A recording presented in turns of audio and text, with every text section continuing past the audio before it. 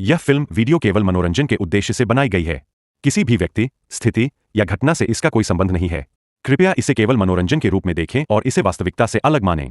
रवि फिर से जागा। इस बार वह अस्पताल में था। उसे एक गुजरती ट्रेन के पास पटरियों के पास बेहोश पाया गया था। डॉक्टरों ने उसे बताया कि वह कई दिनों से कोमा में था, लेकिन जब उसने अपने बिस्तर के पास की मेज पर देखा तो वहां वही ट्रेन का टिकट रखा था। प्रस्थान का समय अगली रात का था। रवि को एक सच्चाई का एहसास हुआ कि वह कभी भी वास्तव में मध्यरात्रि की ट्रेन से नहीं बच सकता है। हालांकि रवि बच गया, लेकिन उसके मन में शक की छाया मंडरा रही है। क्या यह सब सिर्फ एक सपना है या कुछ उससे भी ज्यादा भयानक हुआ था? जैसे ही डॉक्टर और नर्सें उसकी देखभाल कर रही थीं, वह ट्रेन की छवि को अपने मन से निकाल नहीं पा रहा था। उसे बार बार दूर से ट्रेन की सीटी सुनाई देती थी और हर बार जब उसने पलकें झपकाई तो उसे कंडक्टर की खोखली आंखें घूरती नजर आती। रवि को अस्पताल से छुट्टी मिल गई, लेकिन भूतिया अनुभव खत्म नहीं हुए। रात में वह अचानक पसीने से तरबतर होकर जाग जाता था। उसे पटरी पर चलने वाली ट्रेन के पहियों की आवाज सुनाई देती थी। जवाब पाने की बेताबी में रवि ने मध्यरात्रि की ट्रेन के इतिहास की खोज शुरू की। उसने लाइब्रेरियों और पुराने अभिलेखों का दौरा किया और कई दिनों की खोज के बाद उसे एक किताब मिली जिसमें 20 साल पहले उसी मार्ग पर हुई एक भयानक ट्रेन दुर्घटना का जिक्र था। ट्रेन मध्यरात्रि के समय पटरी से उतर गई थी, जिसमें सभी यात्री मारे गए थे। लेखक के अनुसार ट्रेन अभी भी आधी रात को चलती है और खोई हुई आत्माओं को इकट्ठा करती है। जैसे जैसे रवि इस रहस्य में और गहराई तक उतरा, उसने एक भयानक कड़ी खोजी। दुर्घटना में मारे गए कंडक्टर का नाम उसी से मेल खाता था जिसने ट्रेन में उसे सताया था। ऐसा लग रहा था जैसे कंडक्टर सिर्फ एक आत्मा नहीं, बल्कि इस शापित यात्रा का रखवाला था। रवि को यह भी पता चला कि कुछ लोग जिन्होंने इस मध्यरात्रि की ट्रेन का सामना किया था, वे गायब हो गए और कभी वापस नहीं आए। रवि ने एक पैरानॉर्मल विशेषज्ञ से मदद मांगी, एक बूढ़ी औरत जिसका नाम श्रीमती शास्त्री है, जिसने कई सालों तक अलौकिक घटनाओं का अध्ययन किया था। जब उसने उन्हें मध्यरात्रि की ट्रेन के बारे में बताया तो उनका चेहरा पीला पड़ गया। उन्होंने समझाया कि ऐसी शापित ट्रेनें जीवित और मृतकों की दुनिया के बीच होती हैं और उनसे बच पाना लगभग असंभव है। तुम एक बार उस पर सवार हो चुके हो, उन्होंने गंभीरता से कहा। ट्रेन तुम्हारे लिए फिर से आएगी।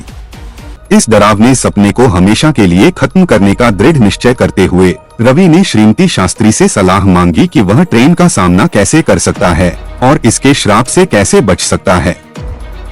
उन्होंने उसे एक ताबीज दिया, एक रक्षक अमूल्य वस्तु, और उसे वापस ट्रेन पर लौटने और किसी भी कीमत पर कंडक्टर के प्रभाव का विरोध करने का निर्देश दिया।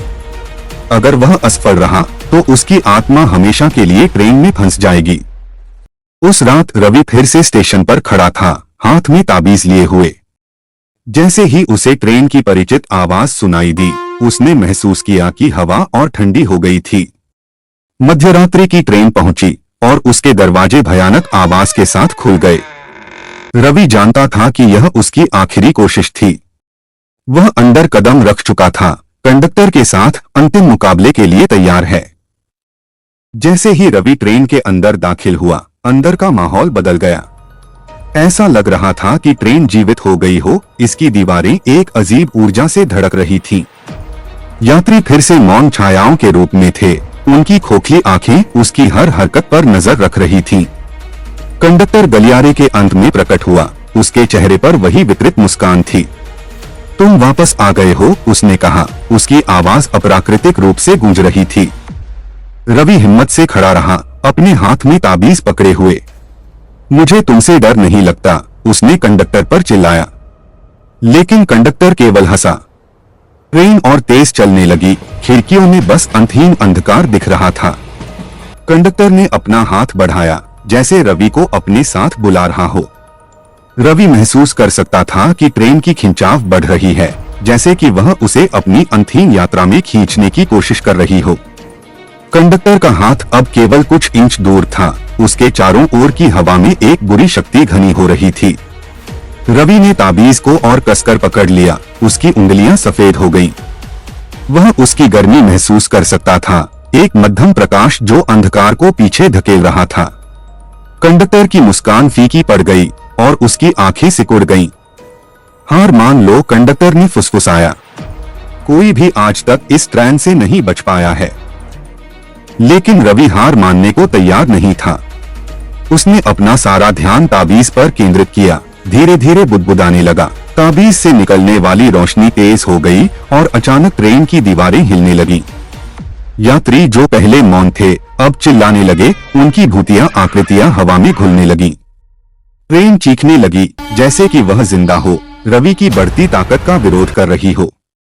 आखिरी बार पूरी ताकत जुटाते हुए रवि ने ताबीज को अपने सिर के ऊपर उठा लिया। उससे एक तेज चमक निकली जिसने पूरी ट्रेन को अपनी चपेट में ले लिया। कंडक्टर चीखने लगा। उसकी आकृति धुंधली पड़ती जा रही थी। कंडक्टर ने आखिरी बार हाथ बढ़ाया, लेकिन उसका हाथ रवि को छूने से पहले ही धूल में बदल गया। ट्रेन की सीटी एक अंतिम बार गूंजी और फिर सब कुछ शांत हो गया। रवि अकेला रह गया, अंधेरे में। एक अजीब स्थिति में एक पल के लिए उसे डर हुआ कि वह हमेशा के लिए दोनों दुनियाओं के बीच फंस गया है। अचानक रवि पसीने से तरबतर अपने बिस्तर में जागा।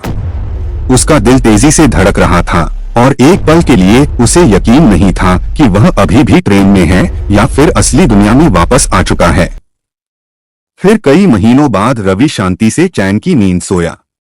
मध्यरात्रि की ट्रेन चली गई थी और इसके साथ ही वे छायाएं भी चली गई थी जो उसके जीवन को सताती थीं। आखिरकार वह आजाद था। Yeah!